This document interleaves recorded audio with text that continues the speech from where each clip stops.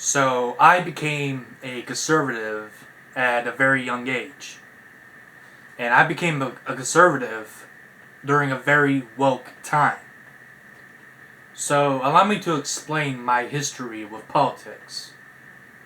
So back around the 2016 election, I I was new to all the politics of today, or just all of American history. I was very naive and gullible. I didn't know much. So at that time, I was pretty much a liberal. I thought conservatives were racist. I thought that Clinton was better than Trump, and I believed everything the mainstream media told me. I never bothered to question any of that stuff. I was pretty much a zombie, a slave, and I was just so sad and depressed and angry all that time. I was just living a horrible life.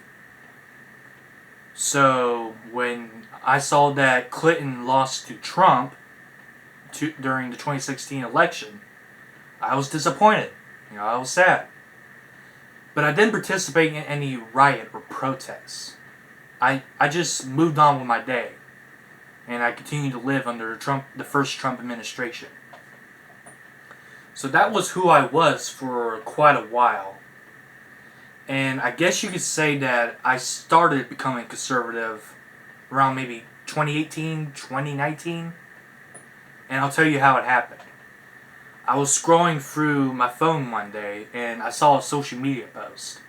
And it was a post from PragerU, which is that somewhat conservative place. And it was something about Candace Owens. That very popular lady within the right. And it was a quote from her. And the quote said, "Colleges have become leftist indoctrination camps," or something like that.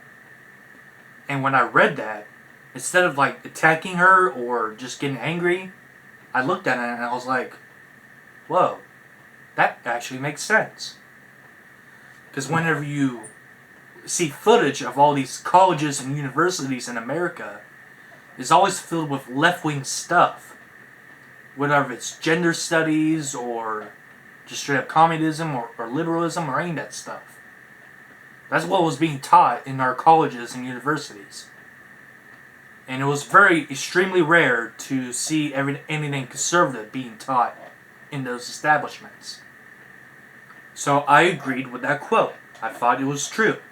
And it pretty much was true. So I guess that was when I started becoming conservative. Because after that, I started searching out. I started looking for more influencers. I started to subscribe to certain people on YouTube that are extremely popular in the conservative movement. I subscribed to people like Ben Shapiro, Steven Crowder, Brandon Tatum, Salty Cracker, and even Mark Dice. And I'll talk about him later. So those were the people that I started subscribing to, and I started watching the videos. And as I watched their videos, I pretty much agreed with a lot of that stuff. Whether it was job opportunities, or the border, or abortion, or anything like that. I was agreeing with what those people were saying. And I started becoming more conservative. So this was probably around 2019 when that was happening. That's when I started watching all those people. And then the 2020 election started approaching. And Donald Trump was the Republican candidate, and Brandon was the Democrat candidate. And I started seeing what all these people had to say about Brandon. And as I saw it, I was like, wow, Brandon is one of the most corrupt people of American history. He was friends with Dixiecrats. He was straight up being discriminatory against people who weren't like him. He had ties to Ukraine and China. I mean, he's just straight up corrupt. He's evil. He shouldn't be the president. And then during my time when I was a liberal, I used to just dismiss everything Trump said.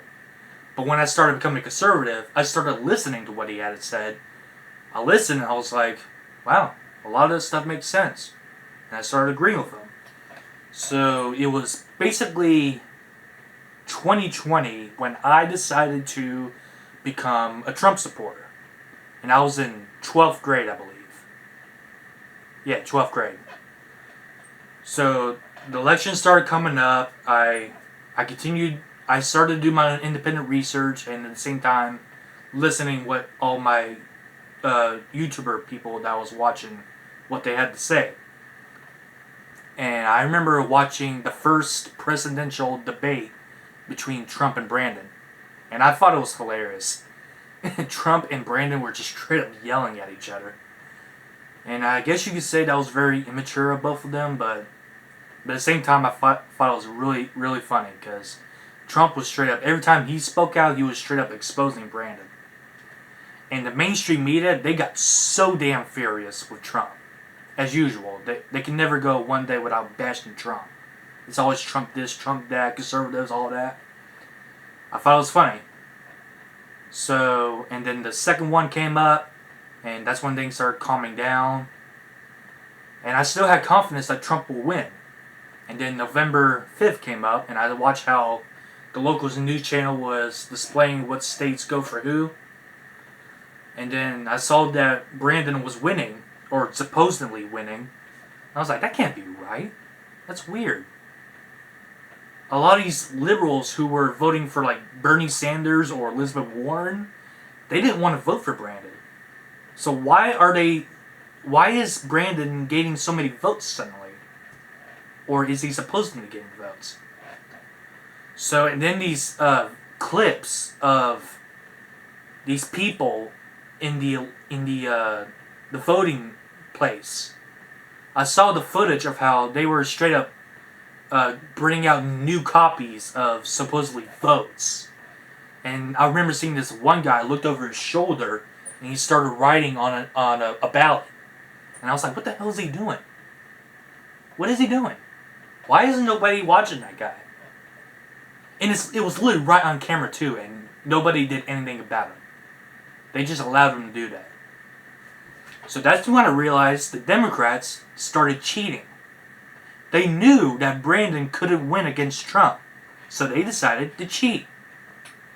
And I was extremely furious. I supported Trump whenever he challenged the votes, or the supposed votes, for the Electoral College or whatever.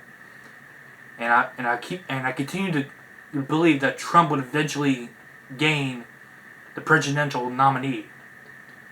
And then, of course, the whole January 6th thing happened, and that's when things went straight up haywire. Just because a few tiny little people got a little out of control, the whole mainstream media started labeling every single conservative as an insurrectionist and all that. And that's when it basically went down, as Brandon supposedly stayed as the nominee. And then Trump got banned from the social media and all that, and he had to leave. It was very sad, but I continue to have hope that one day things will get better. So all that happened. Brandon supposedly became president, and I just continued on with my days. I continued to watch the videos of the influencers that I watched, and I started becoming a paleo conservative. Paleo means old, which means like old school, like the original classic traditional conservatives. And I'll tell you how it started. It started around 2022. I was watching a Mark Dice video. He made a video about PragerU and the Blaze. He was exposing them for how they were supporting Dave Rubin when he and his husband purchased a couple of kids and decided to adopt them as their own. I listened to what Mark Dice had to say, and I agreed with what he was saying. It was awful. Dave Rubin shouldn't have done that. That was a shitty move. So that was the start of me becoming paleo-conservative. And then time went on, and I began to notice that these other so-called conservative influencers that I was watching, they started becoming really shitty as well. So there was Brandon Tatum, he made it clear that he supported Trump. But then January 6th happened, and that's when I remember he made that video where he straight up attacked Trump. And that's when I couldn't watch him anymore. And then there's Steven Crowder, who was basically cozying up with Daily Wire and all that. They were basically partners. And then Steven Crowder basically decided that he was better than Daily Wire. So he recorded the conversation he had with Jeremy Boring and decided to post it on the internet, claiming that he could somewhat expose the conservative establishment. And that was a pretty shitty move as well. So a lot of these so-called conservatives were not really conservatives at all. And that also includes the Daily Wire. You know, guys like Ben Shapiro, Michael Knowles, Andrew Klavan, all of those guys. They all claim to be conservative, but in reality they're liberals. They somewhat support same-sex marriage. They bend over backwards for Israel. They're just straight. They're what's called neocons. Neoconservatives. They are not real conservatives at all. And I noticed that Mark Dice, he was different from all these other influencers that I watched. He never stopped supporting Trump. He believes in real traditional conservative Christian values, and he's not a rhino or a neocon. He doesn't want to start wars in other countries, and he doesn't want to send foreign aid to places like Israel. Mark Dice, I began to start appreciating Mark Dice, and that's where I realized, hey, Mark Dice is my most favorite conservative influencer, and that's because he is a paleo-conservative. So I love Mark Dice. I think he's an awesome guy. He's my most favorite conservative influencer. I love his books. His book, Hollywood Propaganda, is a really, really great book. The stuff I learned from this book is just absolutely insane. I've learned so much. It's absolutely crazy. So I continued to follow Mark Dice throughout the years, and I listened to everything he had to say about everything, whatever it's hoaxes or the mainstream media or stuff that's going on with secret societies and all that. And I continue to gain so much knowledge, and I was like, wow, Mark Dice is an extremely smart and intelligent person. He's pretty cool. So anytime a new subject that I never talked about or heard of came up, I would always think to myself, what would Mark Dice do? When the H-1B visas thing came up recently, I was like, what would Mark Dice say about this? So he did make a video about it. I watched it. He denounced it, and I listened to his reasoning. And I was like, wow, that makes sense. We shouldn't be giving all of our jobs to those foreigners. We should be giving American jobs to American citizens. Legal citizens. Not the criminal invaders. They don't count. I'm talking about legal American citizens. They are the ones who deserve the jobs. Not the foreigners. And then, of course, the whole 2024 election was coming up. Donald Trump basically never showed up to any of the debates, and he won anyway. He defeated neocon Nikki Haley, Vivek, Chris Christie, and even Ron DeSantis, which all the neocons were supporting. And it really broke my heart when I realized that Ron DeSantis thought he was better than Trump. That was really sad. But then eventually he did announce his support for him, so there's that. So eventually, Brandon dropped out of the race, and then came in Camel Toe. And then all this stuff was coming up, how, Camel Toe was basically a very corrupt California Democrat. She's just not smart at all. She was stupid. And Trump was 100% better than her. 100%. And then the election slowly started approaching, all this stuff coming up, and I was just really hoping to God that Trump would win. And if Trump did win, then I would convert to Christianity. Next day, Trump won the vote. He won all the swing states, including Georgia and Pennsylvania. He got over at least 300 electoral votes. And I was like, oh, thank the Lord. Finally. And this, Trump is the first candidate to ever beat 2 female Democrat candidates. That is history. And that's extremely crazy. And it was basically Mark Dice who inspired me to go out there and vote for Trump. I went out there and I cast my vote. And I thank the Lord that Trump won. Because we have some common sense back in the White House. And of course, we all saw the liberal meltdowns and all that. And as we were waiting for Trump to get back into office in January, I continued to go on places like X or Facebook or Instagram, and I would keep on listening to people like Mark Dice. I continued to gain all this knowledge, and then once Trump became president, I was pretty confident that he would make America great again. And that's what he did. That's what he's doing recently. We got all those ICE raids going on with so many of these criminal invaders are finally being deported. We got the tariffs going on for Mexico, Canada, and China. That's pretty good as well. And we're finally realizing that, hey, there's only men and women. There is no third option, there is no fourth option, and there is no fifth option. There's only men and women. Period.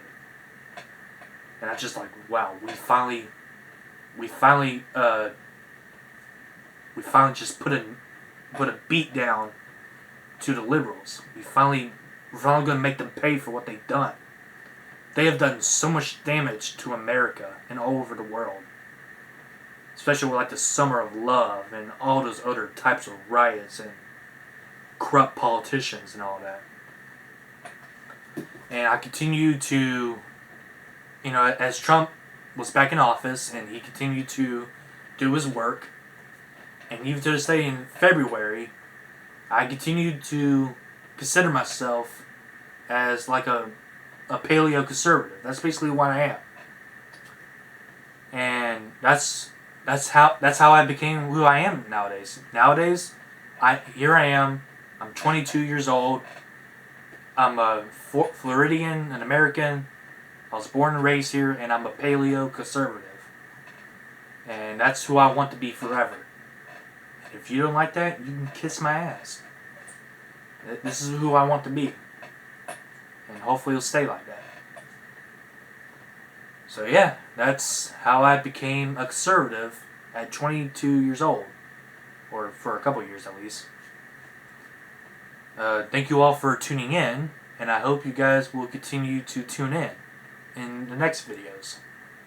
Thank you all for watching. And I'll see you all in the next video. Bye.